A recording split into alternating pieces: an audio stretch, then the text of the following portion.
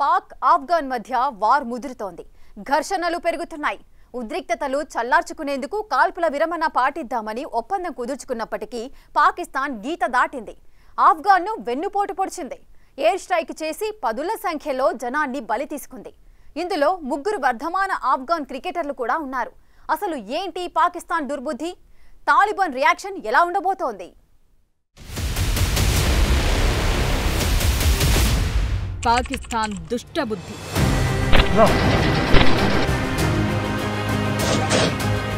ఆఫ్ఘన్ పై వెన్నుపోటు. దొంగ దెబ్బ కొట్టిన పాక్.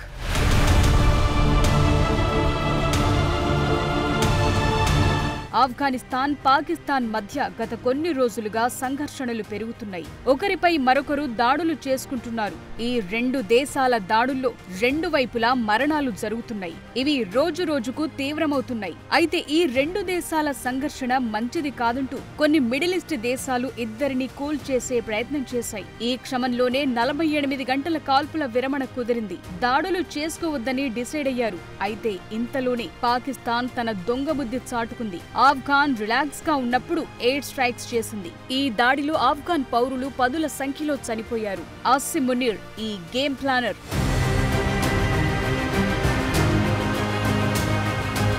పాక్ ఆఫ్ఘన్ సరిహద్దుల్లో పరిస్థితులు చేయి దాటిపోతున్నాయి. పాక్ సరిహద్దులోని తూర్పు పాక్టికా ప్రావిన్స్ లో పాకిస్తాన్ సైన్యం జరిపిన బాంబు దాడిలో 3 ఆఫ్ఘన్ దేశావళి క్రికెటర్లు మృతి చెందారు. ఈ విషయాన్ని ఆఫ్ఘనిస్తాన్ క్రికెట్ బోర్డు ధృవీకరించింది. ప్లేయర్స్ తూర్పు పాక్టికా ప్రావిన్స్ లోని ఉర్గున్ నుంచి షరానాకు వెళుతుండగా ఈ సంఘటన జరిగింది. చనిపోయిన క్రికెటర్లను కబీర్, సిబాతుల్లా, హరూన్ గా గుర్తించారు. ఓ ఫ్రెండ్లీ మ్యాచ్ ఆడి తిరిగి వస్తుండగా పాక్ సైన్యం దారుణానికి బలైపోయారు.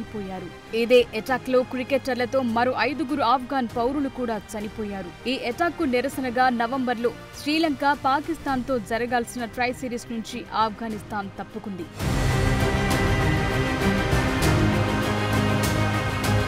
నిజానికి అక్టోబర్ 15న 48 గంటల సీజ్ ఫైర్ అగ్రిమెంట్ జరిగింది. దోహాలో చర్చల కోసం ఈ సిట్యుయేషన్ క్రియేట్ చేశారు. కానీ అక్టోబర్ 17న రాత్రి దాడి చేసింది పాకిస్తాన్. పాక్కు ఇలా వైలేషన్ చేయటం కామనే.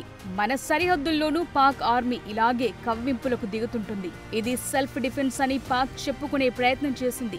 ఓవరాల్ గా చూస్తే క్రికెట్ రిలేషన్స్ ను బ్యాట్ చేసేందుకు పాక్ ఇలా కావాలనే చేస్తుందన్న డౌట్లు పెరుగుతున్నాయి. అక్టోబర్ 11 నుంచి పాకిస్తాన్, ఆఫ్ఘనిస్తాన్ మధ్య ఉద్రిక్త పరిస్థితులు నెలకొన్నాయి. మొదట తాలిబన్లపై పాకిస్తాన్ ఆర్మీ బాంబుల వర్షం కురిపించగా ప్రతీకారంగా తాలిబన్లు పాకిస్తాన్ సైన్యం అవుట్ పోస్టులపై డ్రోన్ బాంబులతో అటాక్ చేశారు. ఇరువైపులా పదుల సంఖ్యలో ప్రాణాలు కోల్పోయారు. దీంతో పాకిస్తాన్, ఆఫ్ఘనిస్తాన్ మధ్య 48 గంటల కాల్పుల విరమణ ఒప్పందం కుదిరింది. ఇంతలోనే పాక్ మరోసారి తన వక్రబుద్ధిని చాటుకుంది.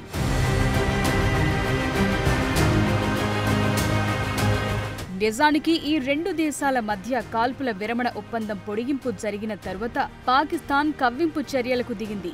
డ్యూరాన్ లైన్ వెంట ఎయిర్ స్ట్రైక్స్ చేసింది. పాకిస్తాన్ కు తెహ్రీక్ తాలిబాన్ పాకిస్తాన్ అంటే నచ్చదు. ఈ గ్రూప్ ను టార్గెట్ చేసుకోవాలి. కానీ పాక్ ఎయిర్ ఫోర్స్ కు అంత సీన్ లేదు.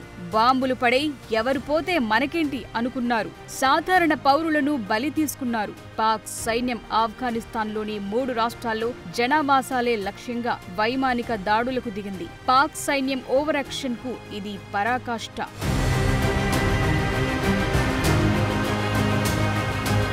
పాక్ చర్యలపై తాలిబాన్ సీరియస్ గా రియాక్ట్ అయింది. 3 జిల్లాలపై పాక్ సైన్యం ఎయిర్ స్ట్రైక్స్ చేసిందని, ఈ చర్యకు ఖచ్చితంగా ప్రతీకారం తీర్చుకుంటామని వార్నింగ్ ఇచ్చారు. 2 దేశాల మధ్య ఉద్రిక్తతను తగ్గించుకునేందుకు ఖతార్లో మీటింగ్ స్కెడ్యూల్లో ఉన్నప్పటికీ పాక్ ఇలా చేయటంతో ఈ చర్చలు, కాల్పుల విరమణ ఒప్పందాలపై నమ్మకాలుంటాయా అన్నది చర్చనీయాంశంగా మారుతోంది.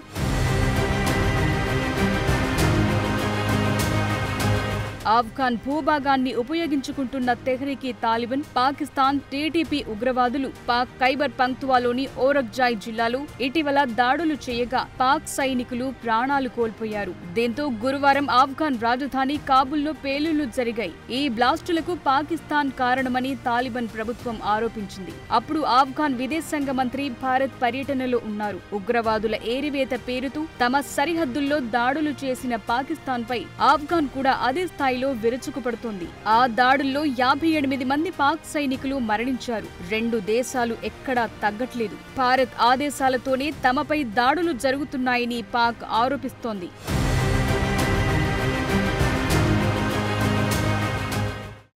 తప్పులు జరుగుతాయి, కానీ ఆ తప్పుల్ని సరిదిద్దుకోవాలి కదా. ఆఫ్ఘాన్ పాక్ మధ్య ఇదే జరగట్లేదు. పరస్పర నమ్మకం లేదు. మొన్నటిదాకా తాలిబన్లకు మద్దతిచ్చిన పాకిస్తానే ఇప్పుడు వారిపైనే గురి పెడుతోంది, దొంగ దెబ్బ తీస్తోంది. మరి అమెరికా ఎవరికి సపోర్ట్ చేస్తుంది? భవిష్యత్తులో జరగబోయేదేంటి?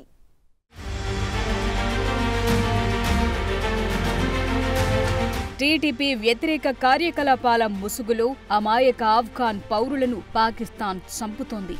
పైగా వీటికి సోషల్ మీడియాలో అసత్య ప్రచారాలతో గేమ్ నడుపుతోంది. ఉగ్రవాద శిబిరాలను లక్ష్యంగా చేసుకుంటున్నామని చెప్తున్న పాక్ ఒక్క టీటీపీ సంస్థ సభ్యుడి పేరు ఎందుకు చెప్పట్లేదు? చివరికి ఆఫ్ఘాన్ శిశువులను కూడా దారుణంగా చంపేస్తున్నారంటున్నారు ఆఫ్ఘాన్ నేతలు. ఇలాంటి పరిస్థితుల్లో చర్చలు ఫలిస్తాయా? ఒకవేళ శాంతికి అడుగులు పడ్డా అందులో అనుమానపు మేఘాలు ఎన్నో ఉంటాయి. అటు ఆఫ్ఘాన్ పాక్ మధ్య తాత్కాలిక కాల్పుల విరమణలకు అంగీకరించినప్పటికీ వెనక్కు తగ్గుతామని ఒప్పుకునేందుకు ఈ 2 దేశాలకు మనసొప్పటం లేదు. అదే సమయంలో వెనక్కు తగ్గితే అవతలి దేశం ముందు బలహీనమవుతాయనుకుంటున్నాయి. అందుకే మధ్యవర్తి దేశం చెప్పిన మాటలకు ఓకే చెప్తూనే పాక్ దొంగ దెబ్బ తీసే ప్రణాళికలు ఇంకా చాలా రచించి పెట్టుకుందన్న అనుమానాలొస్తున్నాయి.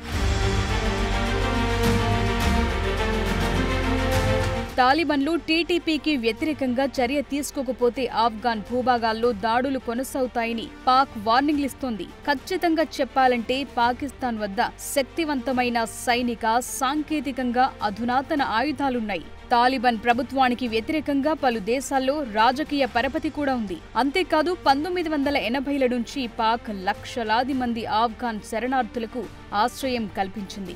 వీరిలో ఒక తరం విద్యావంతులు పాకిస్తాన్ సిటీల్లో జీవనోపాధి చూసుకున్నారు. పాకిస్తాన్ నాయకులు కొందరు ప్రజాభిప్రాయం ప్రకారం ఆఫ్ఘాన్లు పాకిస్తాన్ పట్ల సద్భావనతో ఉండాలంటున్నారు.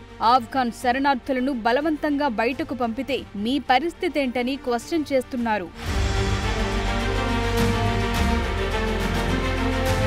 పాకిస్తాన్ నాయకులు తమ దేశాన్ని బలమైన దేశం అనుకుంటున్నారు. అటు అమెరికా, ఇటు చైనా తమకే సపోర్ట్ ఇస్తాయని, ఇలాంటి పొత్తులతో తామే పవర్ఫుల్ అన్న భ్రమల్లో ఉంటారు. అందుకే ఆఫ్ఘనిస్తాన్ తాము చెప్పినట్లు వినాలనుకుంటున్నారు.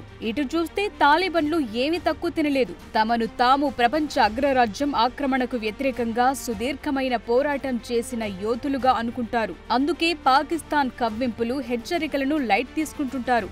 అందుకే బండి ముందుకు కదలటం లేదు.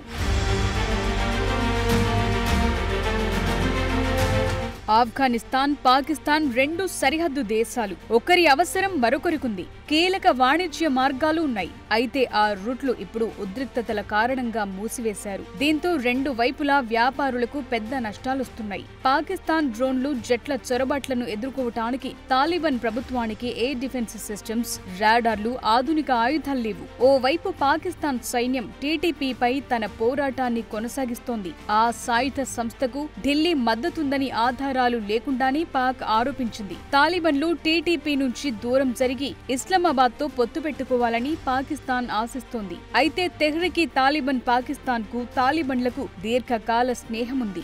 ఐడియాలజీ ప్లస్ పాయింట్లున్నాయి. పాకిస్తాన్ సైనిక పరంగా బలంగా ఉన్నప్పటికీ తాలిబన్ల వద్ద ఇస్లామాబాద్ కు హాని కలిగించే సొంత సోర్సులు చాలా ఉన్నాయి. అందుకే ఇది తీవ్రంగా మారకముందే ఆగిపోవాలని మిడిల్ ఈస్ట్ దేశాలనుకుంటున్నాయి.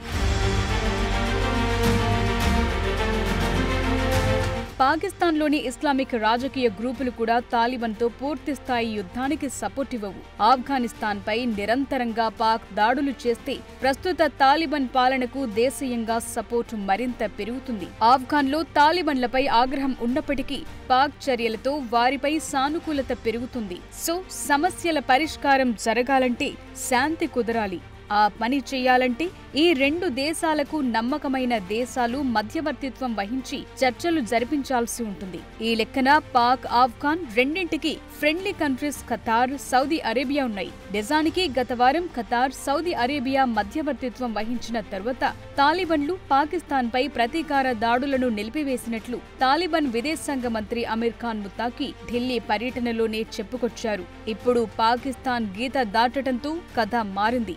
మరోసారి అనుమానాల మధ్య శాంతి చర్చలు జరపాల్సి వస్తోంది.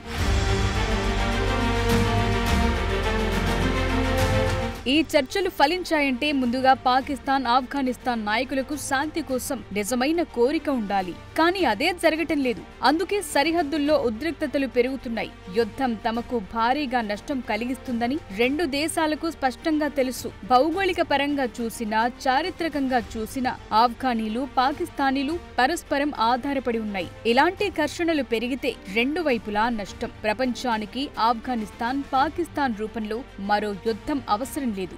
శాంతి కంటే పెద్ద ముందడుగు ఏదీ లేదు. తాజాగా జరిగే చర్చలు వారి విశ్వసనీయతపైనే ఆధారపడి ఉంటాయి.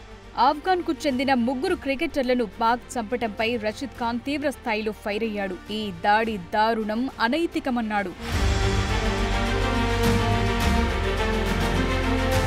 ఓవైపు పాకిస్తాన్ కాల్పుల విరమణ మాటున ఆఫ్ఘాన్ పై చెలరేగిపోతోంది. మరి అమెరికా, ట్రంప్ ఇప్పుడు ఏం చేయాలి? పాకిస్తాన్ను నిలువరించాలి. అది తప్పని చెప్పాలి. కానీ అలా జరగటం లేదు. పాకిస్తాన్ దూకుడును తమాషా చూసినట్లు చూస్తోంది అమెరికా. పైగా ట్రంప్ కు ఇటీవలి కాలంలో సొంత డబ్బా కొట్టుకోవటం ఎక్కువైంది.